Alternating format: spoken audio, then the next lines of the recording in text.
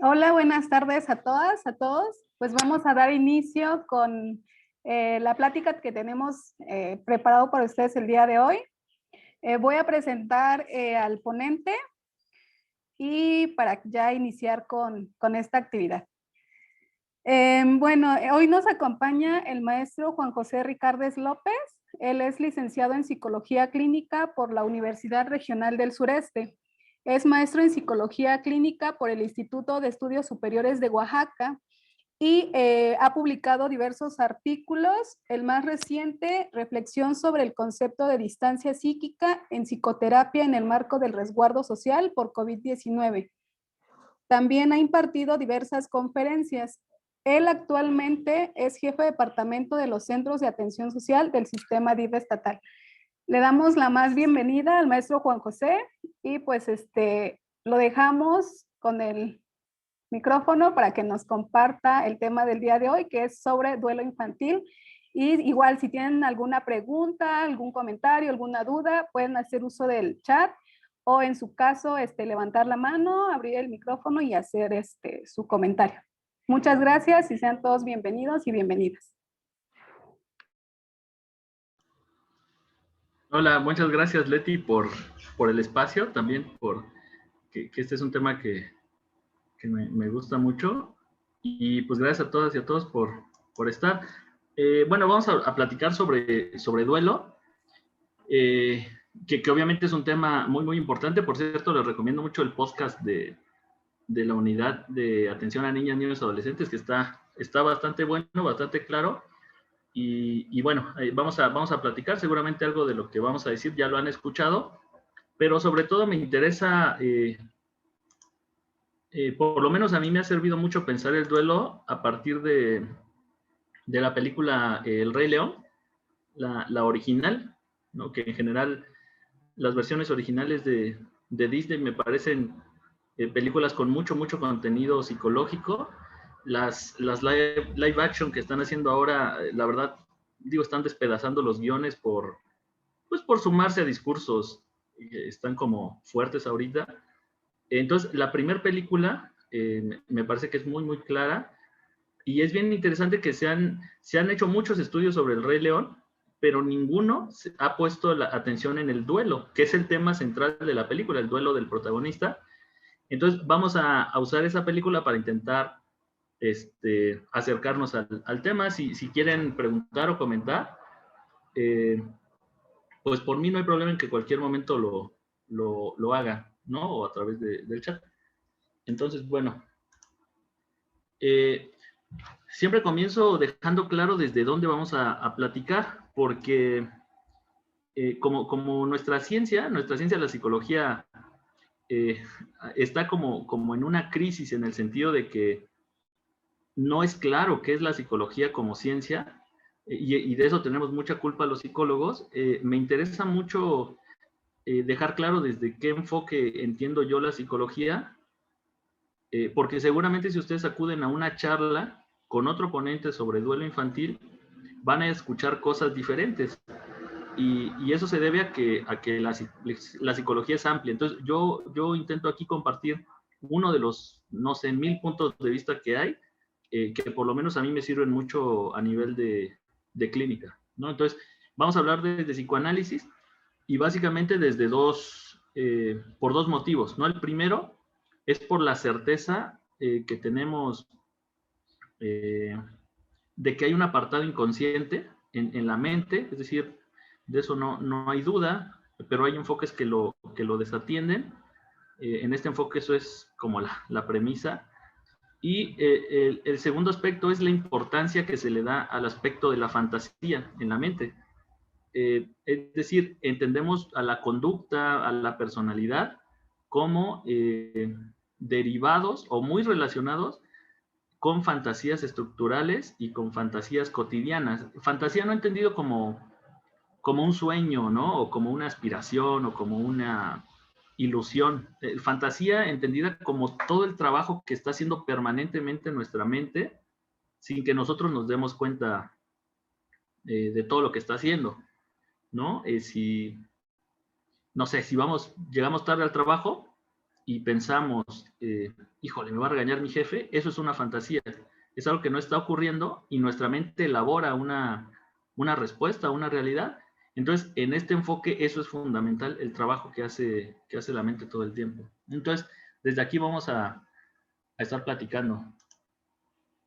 A manera de tener como una definición también, yo propongo que pensemos al duelo como el conjunto de construcciones psicológicas que derivan de la pérdida real o fantaseada de un objeto de amor.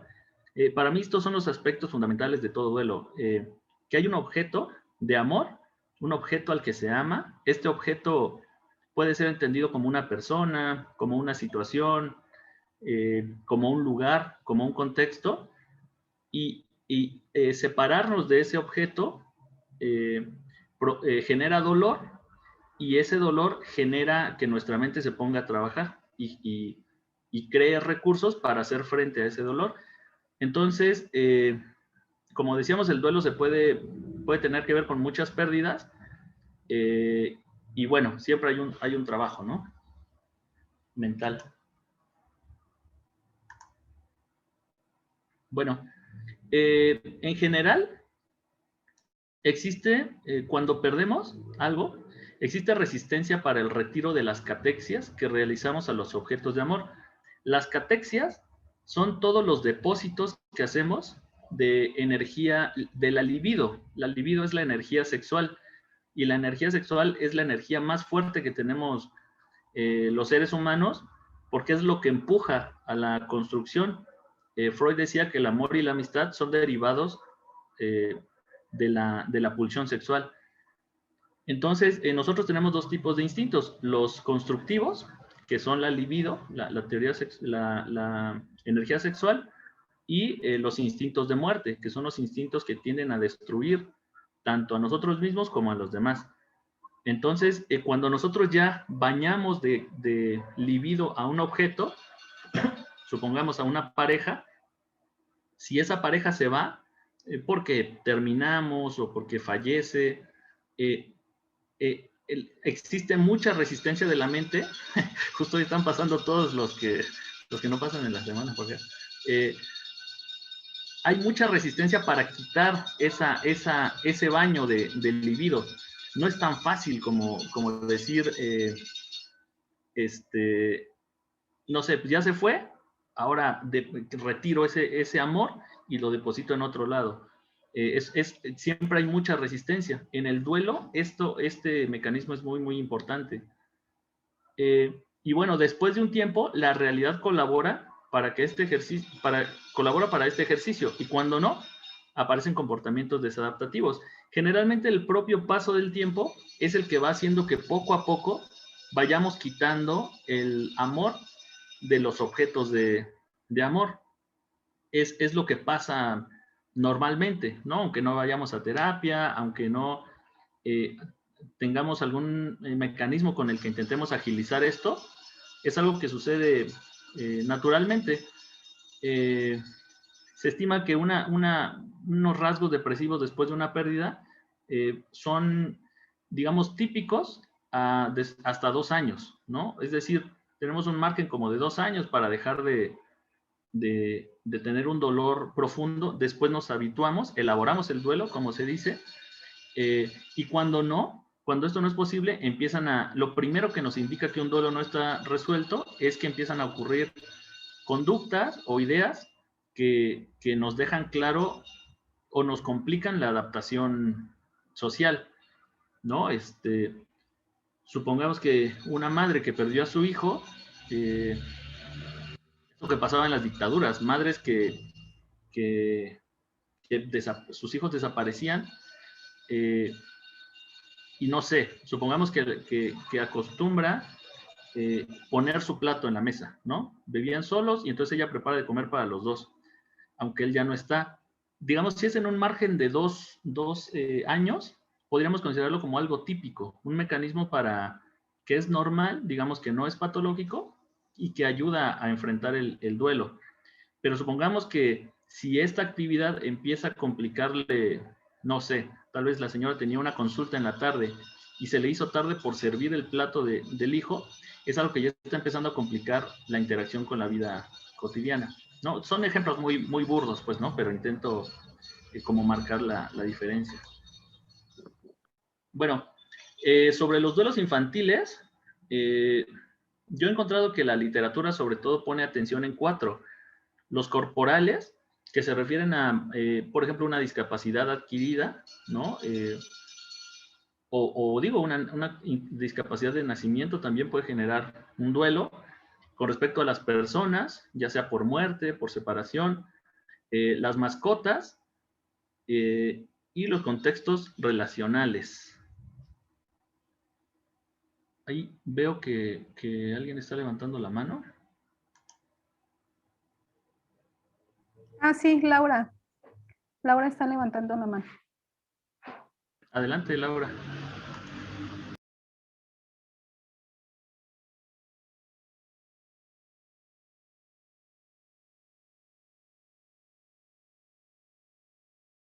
Bueno, igual y en lo que Laura abre su micrófono, hay una pregunta en el chat. Dice, ¿cuáles son los síntomas para detectar que entraste en la depresión después del duelo? Uno, básicamente en la depresión, digo, no quiero, la verdad es que no pensé mucho en síntomas porque justo el duelo infantil es bien diferente en cuanto a síntomas del duelo adulto, pero en un duelo adulto, todos los signos de depresión, ¿no? La tristeza permanente, la idea de desesperanza, el cambio en los ciclos del sueño, en los ciclos de la alimentación, digamos, dentro de los 2 primeros años son esperables. El margen es el tiempo y obviamente tienen que ir reduciendo la intensidad, ¿no? Pero en niños la presentación de síntomas, podríamos decir, es diferente.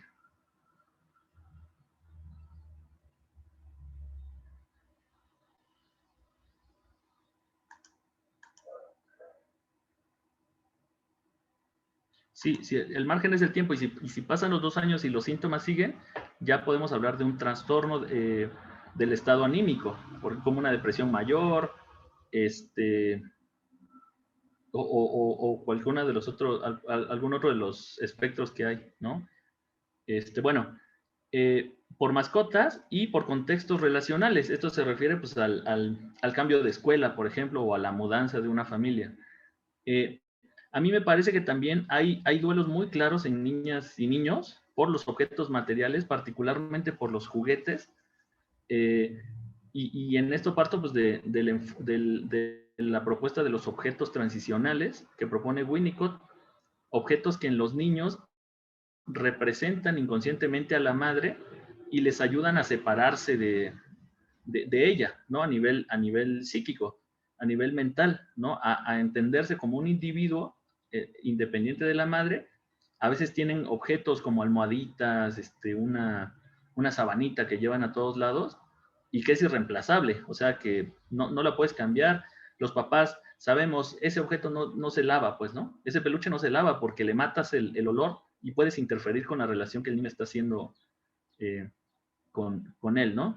Y los duelos los duelos estructurales que se refieren como a temas de destete, al tema de la separación física, cuando los niños empiezan a hacerse independientes físicamente, como empiezan a gatear o empiezan a caminar, donde ya uno no los lleva en los brazos a donde uno decide, sino tiene que empezar a admitir que ellos quieren moverse a otro lado, ¿no? Entonces, me parece que son los duelos que podemos encontrar en niñas y niños, los duelos de la adolescencia también, que los duelos por los que toda persona adolescente atraviesa, que son 3: duelo por el cuerpo, duelo por el rol infantil, porque pues ya no te tratan como niño, y duelo por los padres de la infancia, porque también como que la personalidad de los padres se modifica con los hijos adolescentes y es un ajuste que también tiene que irse ahí trabajando. Bueno, es lo que platicábamos un poquito. La reacción de los niños y niñas ante el duelo suele ser una reacción activa. Con reacción activa yo quiero decir que yo lo que pienso mucho es que los niños no se sientan a sufrir, sino que se activan y como que ponen el sufrimiento en acción, ¿no? Uno de los errores es error de dedo, no de ortografía, es a través del juego. Es muy claro, por ejemplo, que niños que pasan por una situación que implica un dolor y deja una huella, por ejemplo, una cirugía, eh, obviamente pues uno sabe como papá, ¿no? Como adulto, pues es una cirugía que necesitaba para que esté bien y todo, pero un niño lo puede sentir como muy invasivo, no sé. Entonces el niño empieza a jugar a que es médico y que opera sus juguetes, por ejemplo. Toma el papel activo de una situación dolorosa que le ayuda a enfrentar el dolor de estar en una situación pasiva. Aquí hablo del ejemplo Forda de Freud. Es un ejemplo donde él pone que un niño de año y medio estaba en su cuna y lanzaba un como cochecito con un cordón y gritaba Ford, que me parece que quiere decir fuera, ¿no? Entonces, después jalaba el cordón y ya, ¿no? Se quedaba con el juguete y otra vez lo lanzaba y lo jalaba. Era un juego muy repetitivo. Entonces, Freud no fue su paciente, sino que era un conocido. Relaciona esto con el hecho de que al niño, como a todo niño, le dolía mucho la separación de la madre cuando ella salía. Y entonces con el juego, es como si el juguete representara a la mamá que se iba y gritaba Ford, pero con el cordón que él le amarró, lograba jalarlo. Es decir, tomaba una situación activa donde él podía regresar y no era que le alegrara que regresaba el juguete, sino que le alegraba porque ese juguete estaba representando a la madre que regresaba cuando a él le dolía que se fuera, ¿no? Los juegos de los niños generalmente son muy simbólicos, ¿no? Dicen mucho si estamos atentos. Entonces, aquí se ve mucho también esta posición activa, ¿no? De hacer algo con el dolor. Otro de los síntomas son los desórdenes de comportamiento. Algo por lo que llegan a consulta es por el comportamiento y no tanto por el duelo, ¿no? Empiezan a decir más groserías, se empiezan a pelear en la escuela, es decir, esto que llaman así como mal comportamiento, empieza a ser notorio. Detrás de eso hay tristeza en los niños y quizás en los adultos también, ¿no? Eh, entonces es común que niñas y niños muestren un comportamiento como este. Algo que desata mucho este comportamiento, eh, y digo yo lo sé también como hermano mayor, es cuando nace un hermano. Es uno de los duelos estructurales también. Yo me acuerdo, se platico siempre de mi primer paciente niño que se llamó Betito. Era un niño de 5 años que me lo llevaron así, por mal comportamiento. Y cuando llegan a la entrevista los papás, pues traen a una bebé de días, pues, ¿no? Entonces, pues a mí se me ocurrió como que quizás esa... Bueno. Bueno. Cierren su micrófono. Que quizás pues ese evento tenía algo que ver. Entonces, cuando jugábamos Betito y yo, él no hablaba de su hermana y después me contó, ¿no? Porque los niños les intriga mucho aparte del nacimiento de un bebé. O sea, los hace cuestionarse sobre su propia existencia, ¿no? Esa etapa por la que todos pasamos también, donde empezamos a dudar si somos adoptados, tiene que ver con esto, como con el enojo, con la envidia de tener que compartir a los papás, con los celos. Es algo totalmente normal. Entonces, Betito me contaba una historia como la de la cigüeña, pero con un sopilote, ¿no? Decían que él le habían dicho que a los bebés los traía un sopilote. Entonces, pues yo me daba cuenta que él no, pues porque los niños no se creen estas historias. Y platicábamos con él, y entonces una vez me dijo que me iba a contar que cómo nacían, cómo se hacían los bebés, y me contó me dijo, los bebés están en las nubes, ¿no? Ahí están todos los bebés. Entonces pasa un sopilote y le hace un hoyo a la nube y el bebé cayó a la tierra. Dios le hace una rajada en la panza de mamá y le mete a la bebé y se la cose, ¿no? Para que la tenga ahí. Pero la bebé empieza a patear a mi mamá y cuando ya no aguanta el dolor, pues va al hospital a que se la saquen, ¿no? A que salga la bebé. Entonces, con esta historia, es súper entendible que Betito esté tan enojado porque, primero por los celos naturales de un hermano menor, y después porque él veía a una bebé en su fantasía que golpeaba a su mamá. O sea, la lógica de un niño es, yo imagino, ha de haber visto a su mamá pues cansada, ¿no? Que no se acomodaba por más cojines que tuviera ahí en la cama y con dolores. Y lo que pensó es, le está haciendo daño. Entonces, y se la llevaron al hospital porque ya no aguantaba el dolor. Entonces, por eso es bien importante escuchar a los niños, poner atención, porque es bien comprensible, visto desde su teoría, que esté tan molesto, ¿no? Otro niño que igual atendí, pocas sesiones, me decía que a él le gustaba mucho, lo llevaron como porque se había vuelto muy agresivo, y él me decía que le gustaba mucho pegarle a sus amigos en la panza, ¿no? Él era el más chico de una familia grande que entiendo que vivía como en una vecindad. Él era era el rey, ¿no? Era el más chico. Entonces, una de sus tías estaba embarazada en esas épocas. Y entonces yo le decía, pues me parece que tú pegas en la panza como quisieras pegarle a la panza de tu tía, porque te da miedo ya no ser el consentido, porque ya no quieres, porque todos sus papás me decían eso, ¿no? Él es el consentido, todos le regalan cosas. Y esto digo, pues hay que platicarlo con ellos porque, porque son emociones que ellos experimentan, ¿no? Entonces les viene muy bien también sentirse comprendidos. Entonces, detrás de todo desorden de comportamiento hay tristeza en niñas y niños. El decremento del rendimiento escolar también, en caso de que sean niños que llevaban un promedio ahí pues aceptable, bueno, que generalmente pues no hay como bajos promedios que yo sepa, ¿no? En los primeros, en la educación básica, o sea, son raros los casos, suelen llegar a la consulta por eso, porque bajó sus calificaciones, pero detrás de eso puede haber dolores, ¿no? Y esos dolores tienen que ver con duelos, con pérdidas, perdón.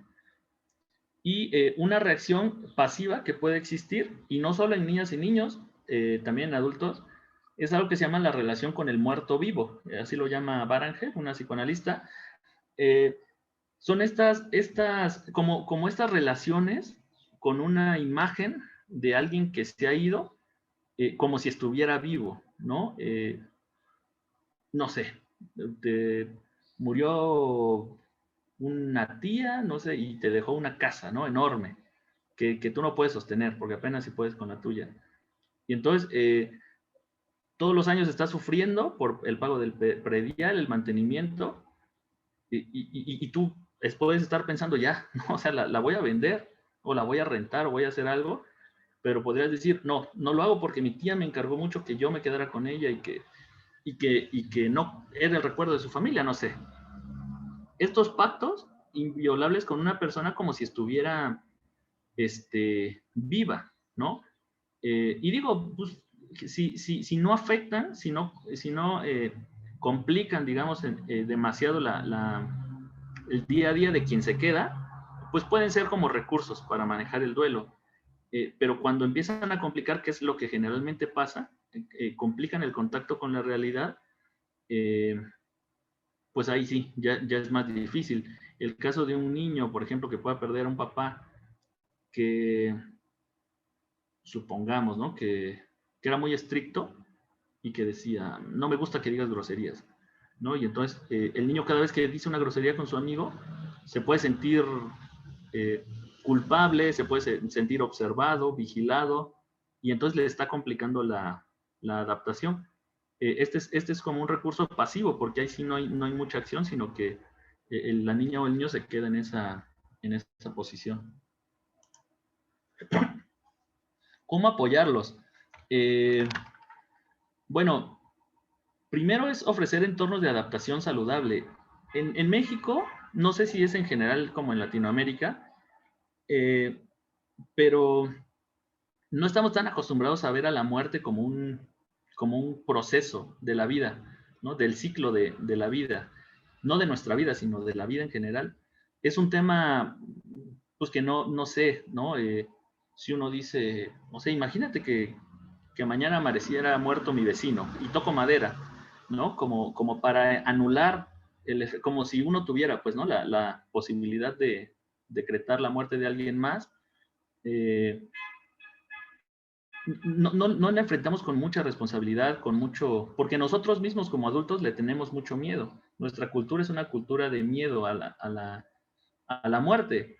El Día de Muertos, que tanto impresiona a varias partes del mundo, pues no es más que un ejercicio de manejo de duelos. Nos provoca tanta ansiedad la muerte que generamos un evento cultural para relacionarnos. Ya ven que dicen que el mexicano se ríe de la muerte. Octavio Paz decía que sí, que se burla, pero que en su relación de burla hay tanto miedo como en otras partes del mundo. Y yo creo que todo aquello de lo que uno se burla es porque le tiene mucho miedo. Es diferente jugar que burlarse, porque cuando juegas te relacionas con el todo, con todo el objeto, y cuando te burlas solo de una parte. Entonces, la burla es una relación muy inmadura en ese sentido. Pero bueno, básicamente hablar con la verdad, ¿no? Pues que la vida es finita, que somos seres finitos, que, que, que un día la vida de una persona empieza y que un día termina, que duele, obviamente duele muchísimo, porque hay personas a las que queremos y es una separación que duele, pero bueno, es algo que pasa. La atención psicológica de familiares, esto es fundamental porque cuando hay un duelo, a quien se suele enviar a consultas a niñas y niños.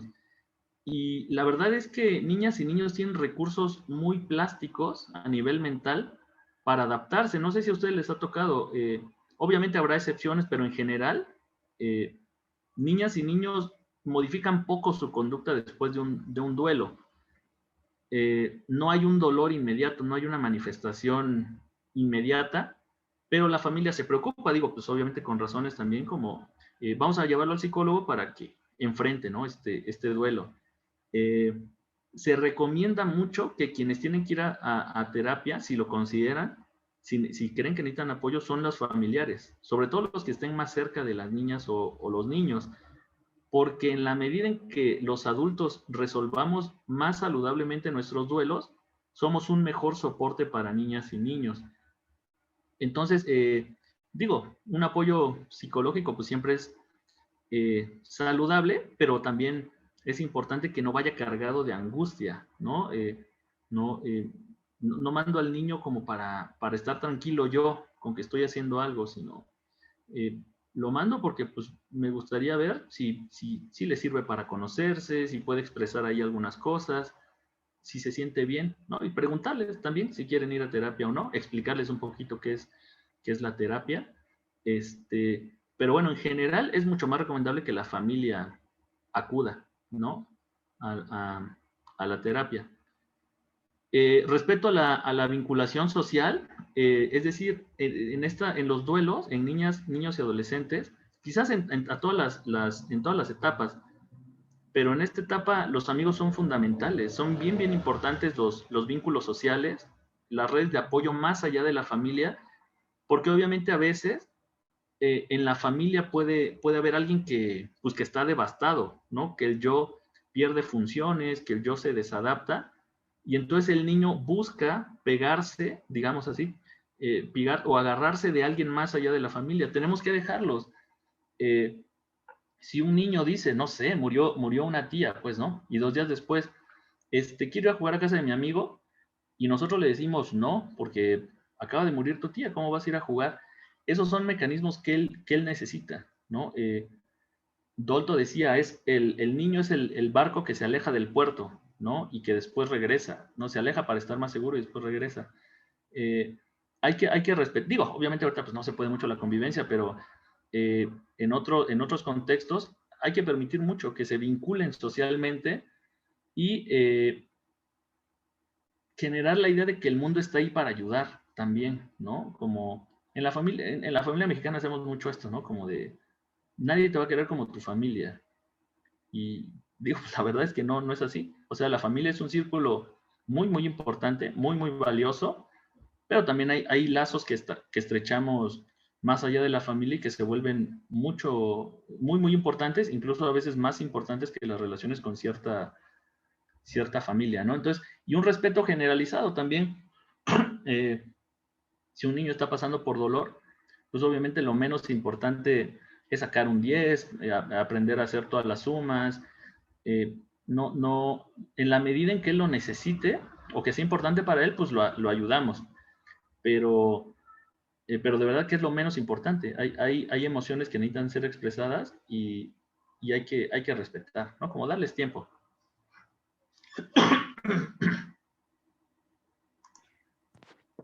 Hay una Bueno, algo que hay que pregunta, tomar. perdón. Ah, sí.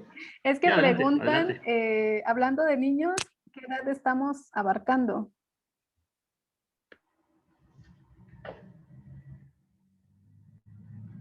¿Qué edades estamos abarcando? ¿Ah? Pues yo ahorita que estoy hablando estoy pensando en niñas, niños y adolescentes, ¿no? Desde 0 hasta 17 años, ¿no? Obviamente no es que cuando uno cumple 18 o 19, ya se vuelve un adulto o el psiquismo cambia, pues, ¿no? Podemos tener 30 y tantos y seguir siendo adolescentes, pero en general me refiero a personas que dependen mucho a nivel psíquico y a nivel de día a día de otras personas. Por ejemplo, en el caso de niñas, niños y adolescentes en situación de calle, se ha encontrado mucho en los estudios la independencia temprana que ellos tienen. Entonces, enfrentar un duelo cuando eres más independiente es digamos, mucho más sencillo. Pero ahorita estoy pensando indistintamente en un niño de 5 años o en un adolescente de 13 o 14. Hay una mano levantada igual, no sé si de una vez. Déjame ver. Sí, soy yo. Ah, ya. Isis, ajá. Adelante.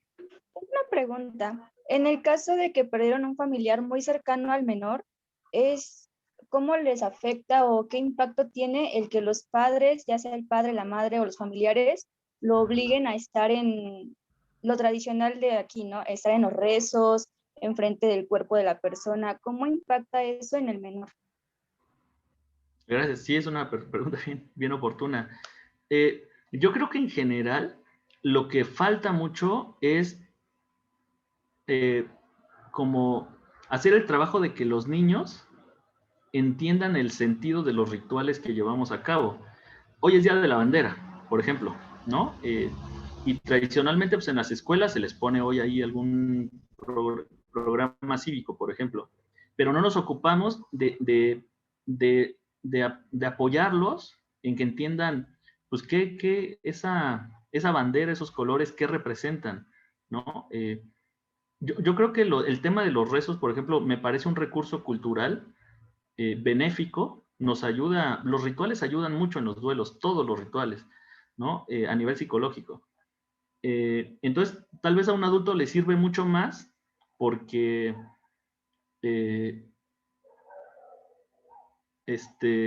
porque ya tiene más capacidad de análisis, de reflexión, entiende un poquito en qué consiste el duelo.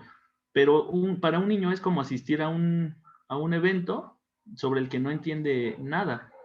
Entonces, yo creo que más allá como de decir en qué ritual incluirlo, en qué no, es más bien el ritual en el que lo incluyamos, hay que procurar que tenga mucho sentido para ellos. Y eso nos ayuda mucho, por ejemplo, si alguna vez vamos a un rezo de alguien que no es nuestra familia y nos acompaña un niño, ahí, digamos, en una situación un poco más fría, podemos explicarle, mira, esto lo hacemos por esto, porque nosotros pensamos que esto es bien necesario para que él le vaya bien, y que los niños vayan teniendo un sentido. Entonces, los rituales ayudan mucho, pero ayudarlos a tener un sentido. Y a la fuerza, en esa etapa, si el niño es un familiar muy cercano, preguntarle mucho, nosotros vamos a hacer esto, digo, si hay posibilidad, ¿no? ¿Prefieres estar aquí o preferirías estar en otro lado? Si no hay una situación donde él puede estar en otro lado, pues pues va a tener que estar ahí, pero pues como entendiendo mucho que ellos no tienen tan claro como nosotros cuál es el beneficio de esos rituales. Y bueno, hablando de duelos, todos los duelos que vivimos se enganchan a duelos anteriores. Por eso es bien interesante, por lo menos desde este enfoque de comprensión, cómo el duelo inicial puede ser una fachada para no tocar un duelo que realmente afecta. Una paciente una vez a una sesión llegó, me contó que su perro acababa de morir, no sé si un día antes o ese día, y ella me empezó a explicar que sentía que lo habían envenenado, era un perro que tenía muchísimos años con ella y con su familia, y de pronto el tema conecta con la muerte de su padre, ¿no? Una paciente en un trabajo como de unos 2 años de psicoterapia en ese momento, nunca había hablado de la muerte de su padre, y bueno, fuimos entendiendo también cómo el duelo por el perro, que representaba una figura paterna de muchos años, muy cercano, que protegía, nos ayudó a entrar al duelo que realmente ella necesitaba trabajar. Pero les digo, le tomó 2 años poder acercarse, y por ese camino, con los niños con más razón, ¿no? Hay que ver que tal vez para nosotros sea como mínimo, ¿no? Ay, ¿por qué está llorando? Porque perdió su gorra, pues, ¿no? Te compro otra. No sabemos todo lo que está implicado en ese objeto, y también con qué otros duelos se está enganchando esa pérdida. Por eso les digo, la idea general es como mucho respeto por el duelo de cualquier persona, pero más con niñas y niños, ¿no?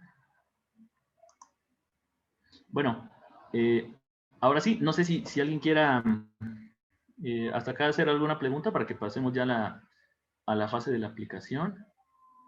Bueno, igual si necesitan hacerla en el transcurso, lo dicen. Entonces, ¿cómo te das cuenta de que pasas por un duelo? ¿Cómo poder ayudar a una niña en el duelo de la separación de su tío que se casó y ahora ella se cambiará de casa con su mamá y dejan el hogar de los abuelos? Quizás esto que voy a responder es muy abstracto, pero como el niño lo necesite. O sea, en nuestra cultura estamos tan poco acostumbrados a escuchar a los niños, como que siempre damos por hecho que ellos necesitan ciertas cosas. No sé, vete a jugar con tus primos porque eso te va a hacer bien. Y lo hacemos obviamente pues, con todo el corazón, pero hay que abrir un espacio para preguntar, ¿necesitas algo? ¿Sabes qué necesitas? ¿Cómo te puedo ayudar? Como si lo hiciéramos con un adulto, ¿no? Entonces, bueno, pues eso es lo que hay que hacer, escucharlos muchísimo. Bueno, aquí, a ver. Vamos a usar, como les decía, El Rey León. Es una película pues muy, muy, muy conocida. Y bueno, básicamente la trama se refiere a los conflictos de un joven león, Simba, ante la responsabilidad de asumir su lugar en el ciclo de la vida, ser el rey tras la muerte de su padre, ¿no?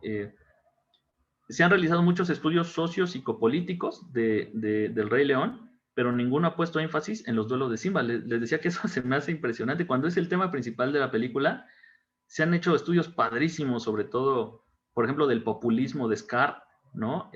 Con las hienas. Muchos estudios de género también, de cómo Simba no puede escapar al decreto del varón, ¿no? Aunque él entra en conflicto. Se han hecho estudios bien interesantes. Da para mucho esta película, pero nunca se ha abordado, hasta hace un año por lo menos que estuve ahí buscando, no hay ningún texto sobre los duelos de Simba, ¿no? Y obviamente el punto de quiebre de esta película es la escena de la estampida. Entonces,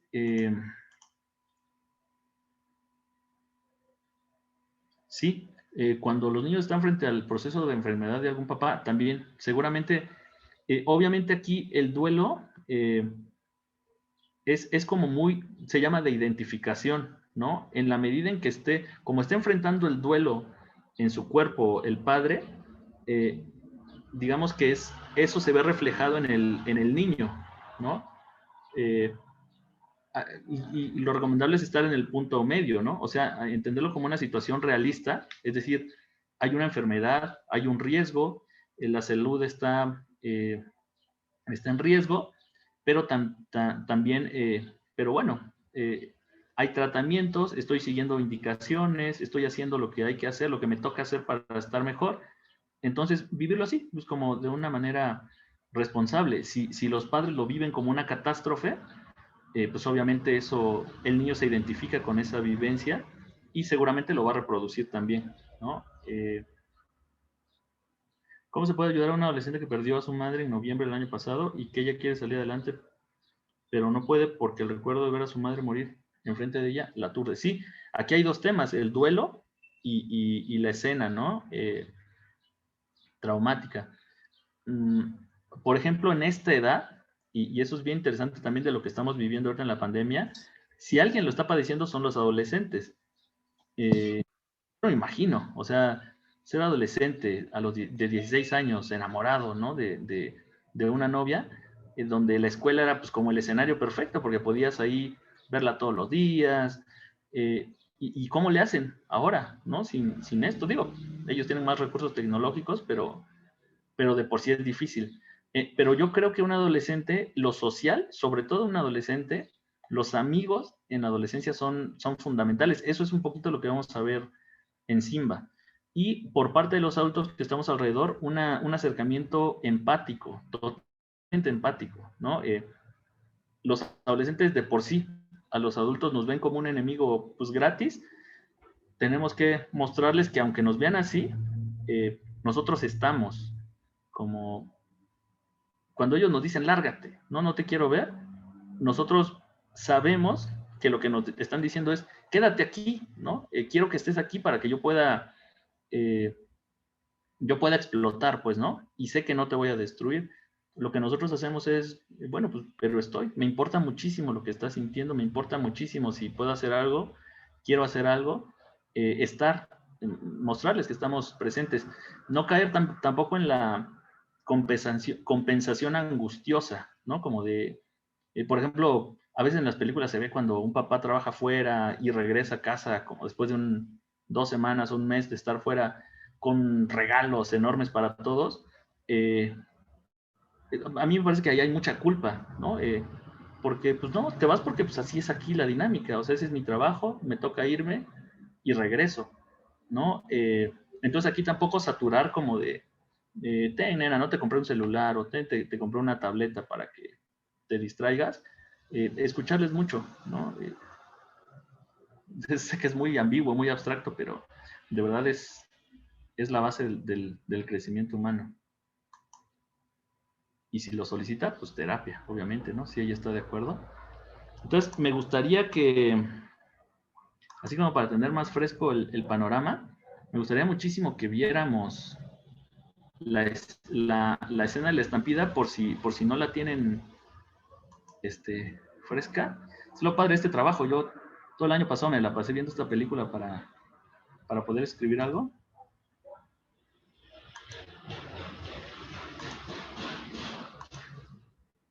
Ahí, me dices Leti si se escucha. No, no se escucha. No, pero creo que tengo que...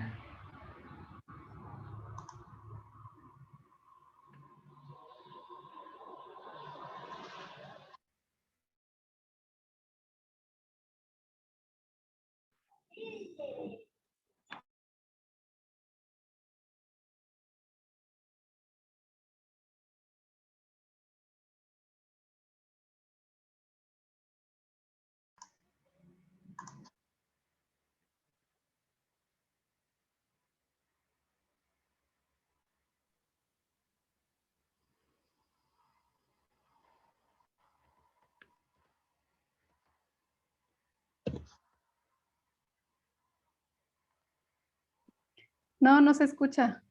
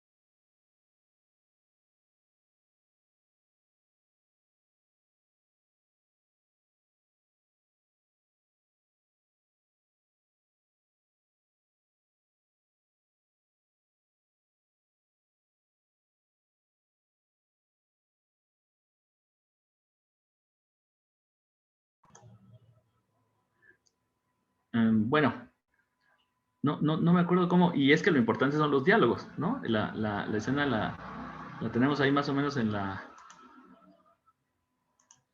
Pero bueno, ahorita les voy a platicar un poquito lo que dicen aquí, pero voy a regresar entonces a la presentación.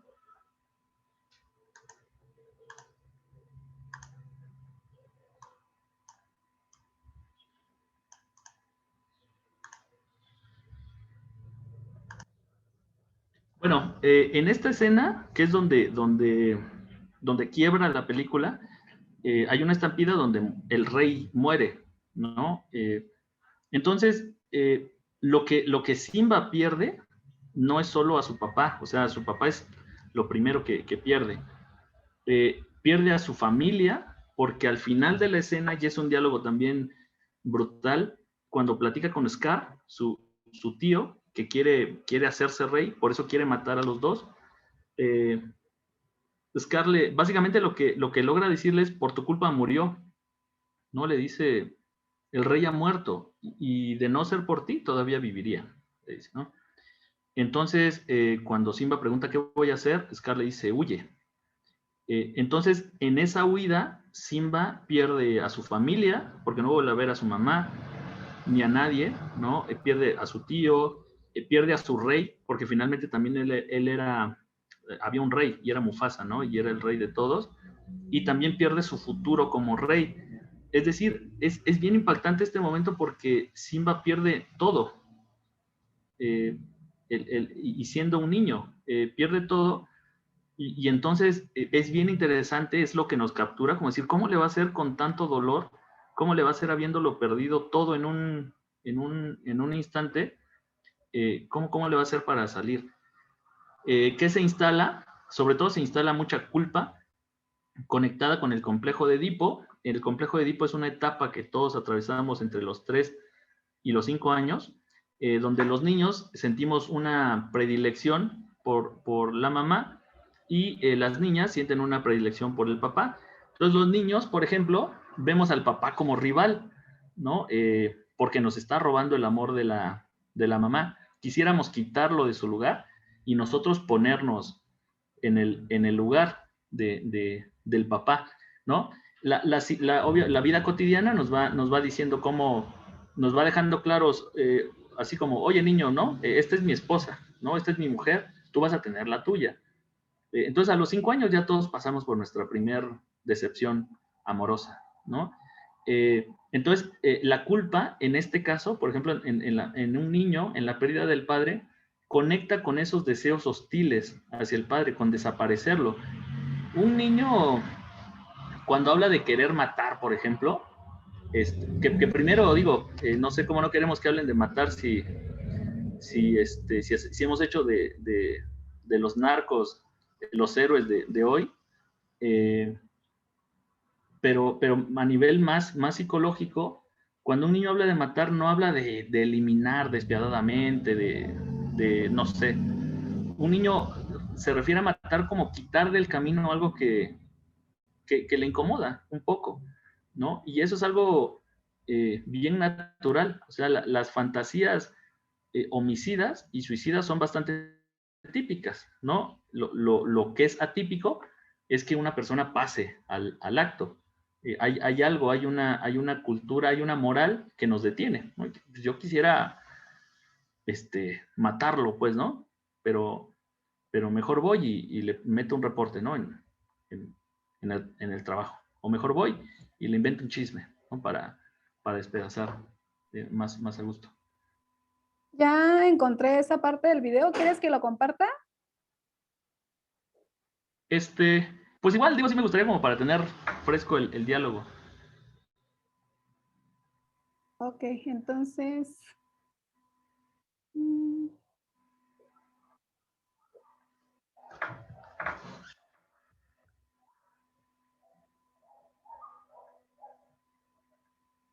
Ayúdame.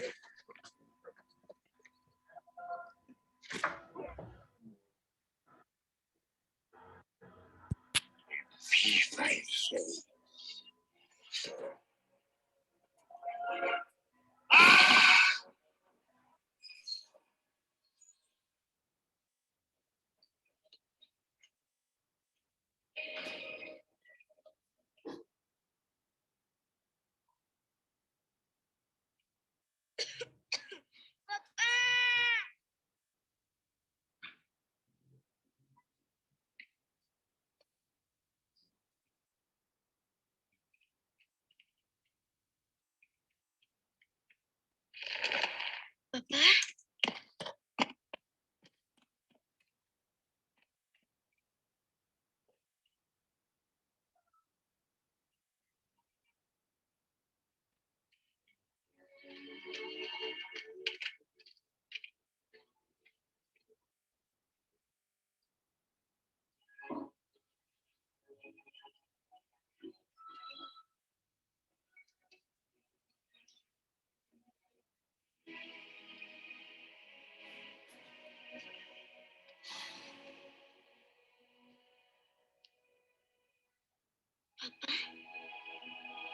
Papá, por favor.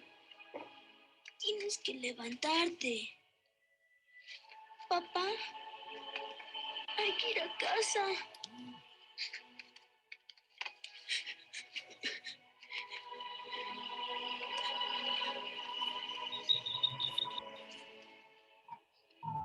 ¡Auxilio! ¡Por favor! ¡Ayúdenme!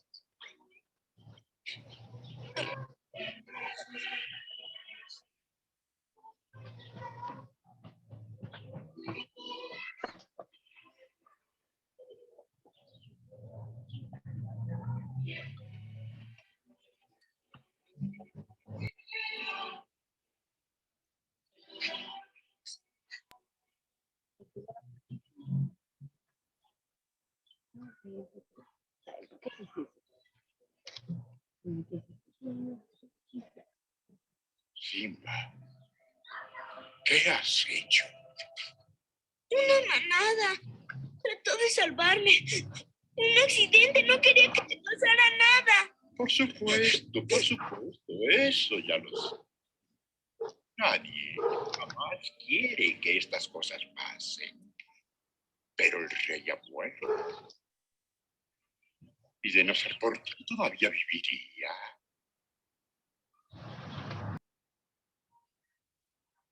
Oh, ¿qué va a decir tu madre?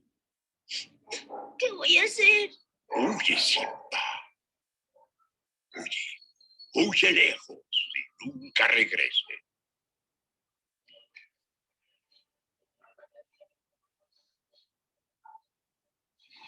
Mátenlo.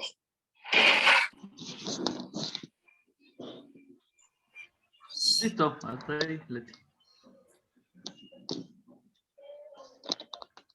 Gracias. Bueno, ahí vemos cómo Scar en unas cuantas palabras le despedaza la psicología a Simba, ¿no? Haciéndolo culpable, haciéndolo pensar en la madre. Y obviamente esto conecta con el Edipo de Simba. Ustedes recuerdan la película, hay muchas canciones, pero hay dos que para mí son bien importantes. La canción de Simba que se llama Yo quisiera ya ser el rey, que en inglés es algo así como, o sea, la versión original es algo así como Yo ya estoy impaciente por ser el rey. Y la otra canción es la de Scar, una canción que se llama Listos Ya, me parece. Porque son las dos únicas canciones donde se ve un ambiente muy fantasioso, donde los animales hacen cosas impensables. En las demás canciones, ¿no? Como que la trama es bastante creíble desde una caricatura. Pero bueno, Simba había cantado que quería ser el rey. A nivel inconsciente, cuando uno dice yo quiero ser el rey, lo que está pensando es quiero que no esté quien sea el rey ahora, ¿no? Simba la tenía más complicada porque ese rey al mismo tiempo era su padre. Es como la envidia y la admiración. En toda muestra de admiración hay envidia y en toda muestra de envidia hay admiración, ¿no? No pueden estar separados. Cuando uno admira mucho a alguien, inconscientemente desearía estar en el lugar de esa persona y eso es quitarla, ¿no? Si yo veo que alguien llega al DIF con no sé, un Porsche, por fuerza, cierta envidia, ¿no? O sea, como pues, quisiera que ese Porsche fuera mío. Ya otra cosa es si yo digo, pues, se lo voy a rayar, ¿no? Porque pues, me da coraje que él lo tenga. Ya eso es otra cosa, pero la envidia es algo súper natural. Y bueno, Scar hace todo este juego en esas pequeñas frases con Simba para que él salga despedazado. Y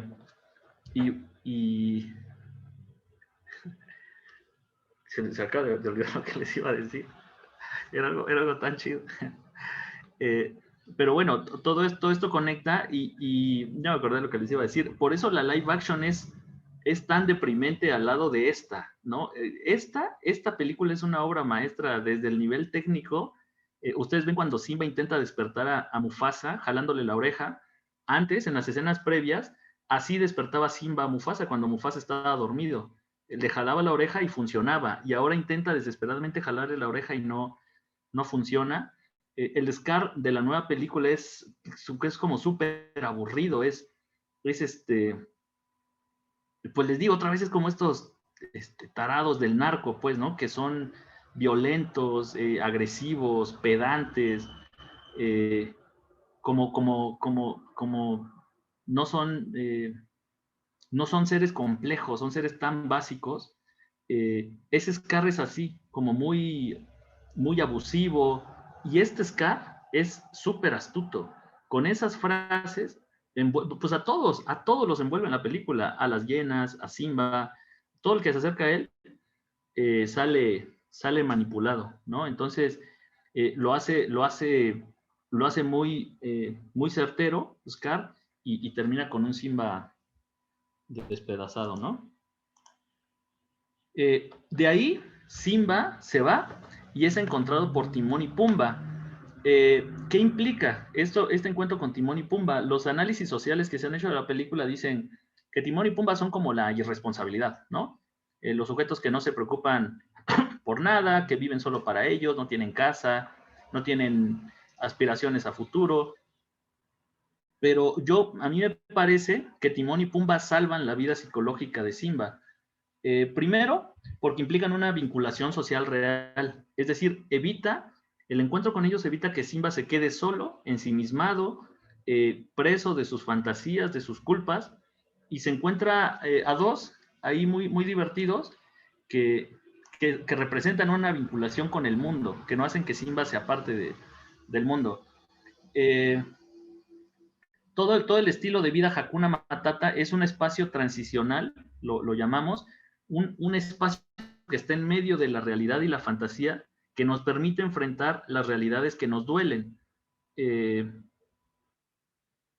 Pienso que ahora Internet, por ejemplo, o los dispositivos electrónicos son eso, ¿no? Nos asusta tanto el mundo que nos ponemos algo que nos hace estar ahí en medio, ¿no? No estamos ni en el mundo real con los que están alrededor, ni en la fantasía, porque es algo artificial, no es algo que reproduce un dispositivo. Y bueno, las catexias de las que hablábamos viran el estilo Hakuna Matata: no te angusties, no te preocupes, el pasado no importa, lo que te duele, dale la espalda al dolor, lo que te dice es, olvídate del mundo y vuelca tu amor en ti mismo. El estilo Hakuna Matata es ese: no vives para nadie, no te responsabilizas de nada ni de nadie, solo de ti, de tu día a día. Entonces, para mí el encuentro con Timón y Pumba representa un espacio necesario para atravesar el duelo, pero que debe aspirar a ser temporal. También esto es bien importante: estas relaciones con los amigos de las que hablábamos son bien necesarias, son bien eficaces, pero tienen que ser temporales. Y ese tiempo no lo determina uno, lo determina quien está pasando por el duelo, siempre que esté acompañado, ¿no? Por alguien que se preocupa por él. Porque si Simba se hubiera quedado toda la vida en Hakuna Matata, pues no sé, tal vez a nivel de salud le hubiera pasado factura a un carnívoro estar comiendo bichos todo el tiempo, ¿no? No podía quedarse ahí, pero los encontró. Y algo que ayudó mucho fue que Timón y Pumba no sabían que Simba era un príncipe. No sabían que venía de la muerte de un rey. Lo veían como un león más. Incluso lo adoptan porque creían que en el futuro los iba a defender, ¿no? Ya podían ir por la vida más tranquilos con un león que los defendiera. No había una vinculación, digamos, no se conocían, y eso permitió también que no se acercaran a Simba como desde, oh, el rey, no el hijo del rey, sino lo trataron como es, como un ser humano, y eso benefició mucho. Bueno, con respecto al encuentro con la realidad en la película, el encuentro con Nala representa un encuentro frontal con la realidad objetiva. Nala, el encuentro con Nala hace que Simba voltee a ver el mundo al que le había dado la espalda, a su responsabilidad, a su lugar en el ciclo de la vida, a la responsabilidad social que tenía, y Nala es frontal, Nala es dura con él, ¿no? Nala no lo deja escapar, no le dice, ¿por qué no regresas? O regresa si quieres, le dice, es tu lugar y es tu responsabilidad y tienes que volver. Simba se enoja, obviamente se pone muy enojado porque entonces empieza a cuestionar todo lo que había pensado, todo el estilo de vida Hakuna Matata. Rafiki, el mandril, que bueno, los estudiosos dicen que realmente no es un mandril, funge como el terapeuta que promueve el encuentro de Simba consigo mismo. Cuando Rafiki aparece en la vida de Simba, continúa el trabajo que ya había empezado Nala. A mí se me hace muy simbólico de la vida. O sea, Nala pensada como alguien que está cerca de un niño en duelo, que lo ayuda, o de un adolescente que en algún momento dado le dice, bueno, vamos a buscar opciones, pues, ¿no?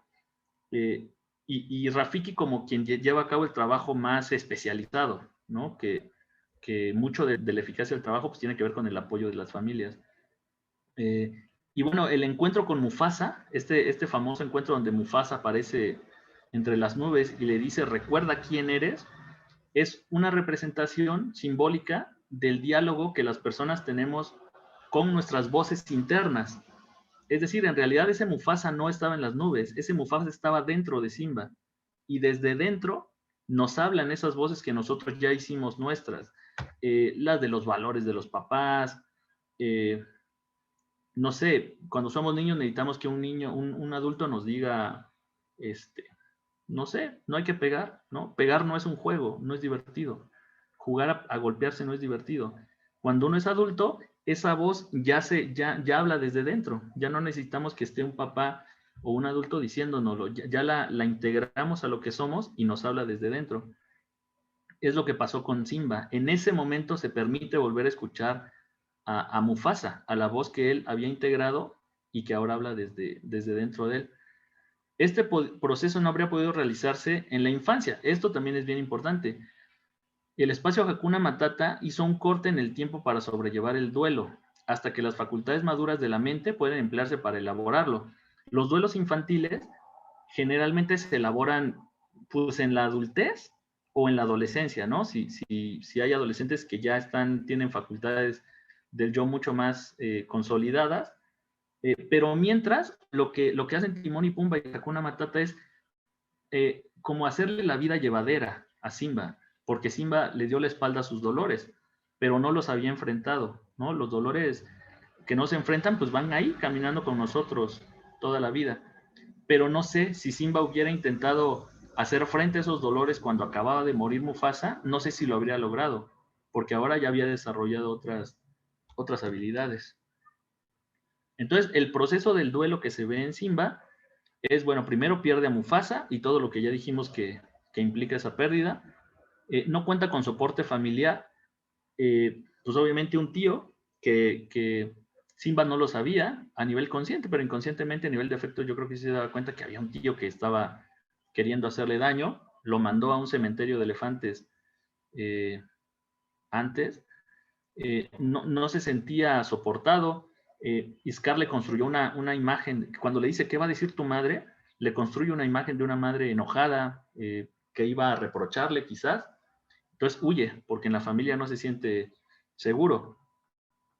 Los amigos fungen como contenedores, acompañantes respetuosos del dolor. Esto que les decía, gracias a que Timón y Pumba no sabían que él era hijo de un rey, lo pueden tratar como un igual.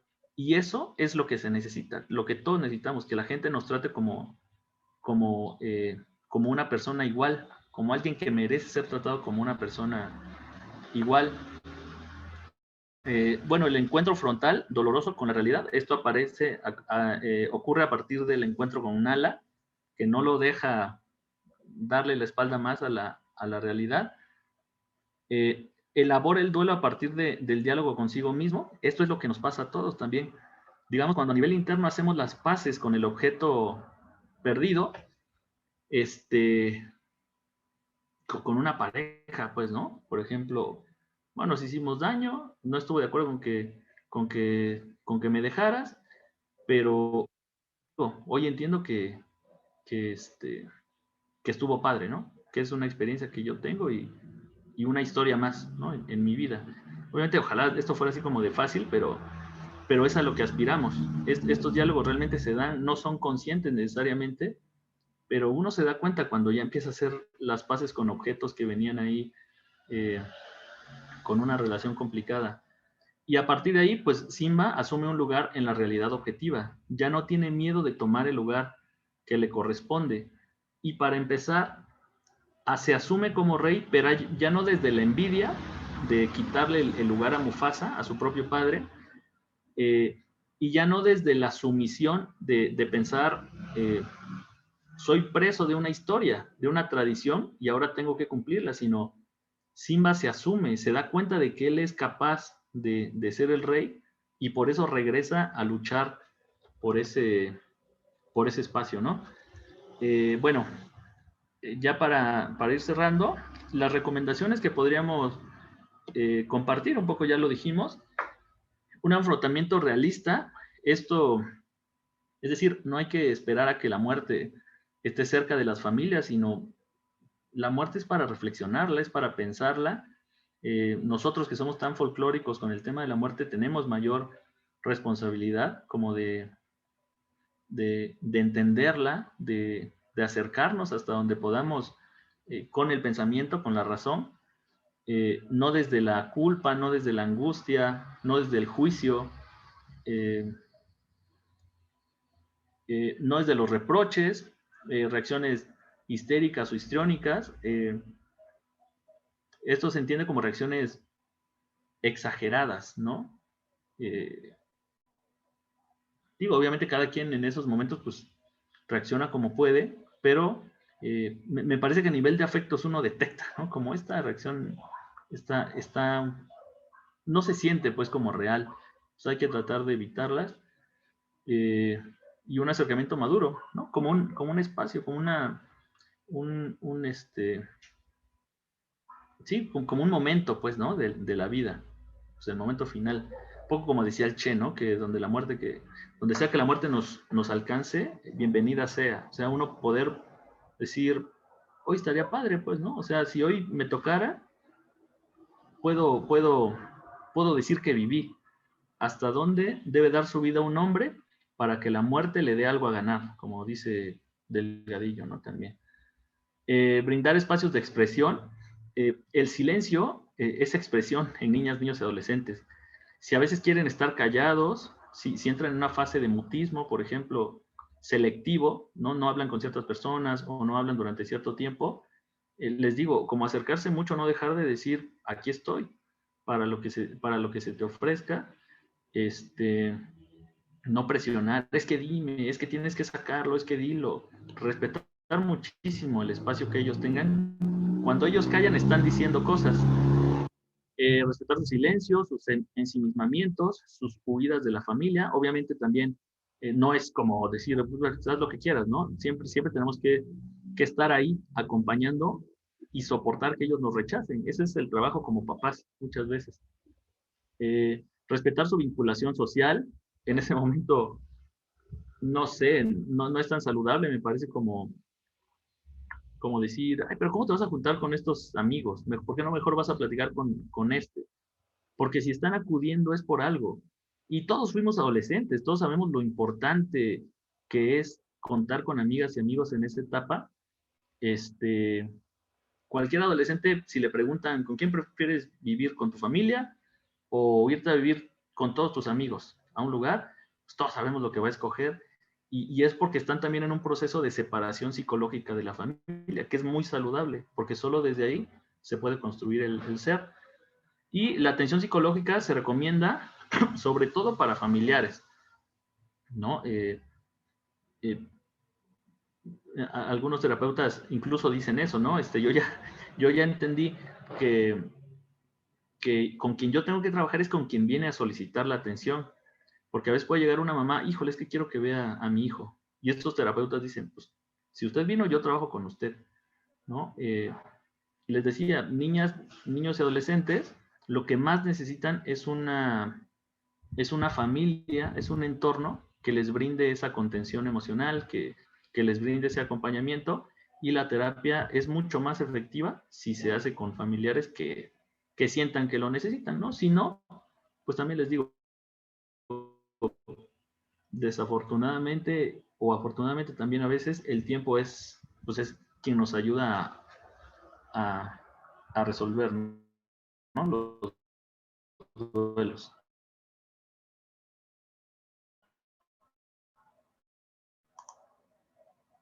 Y bueno, pues muchas gracias por su atención.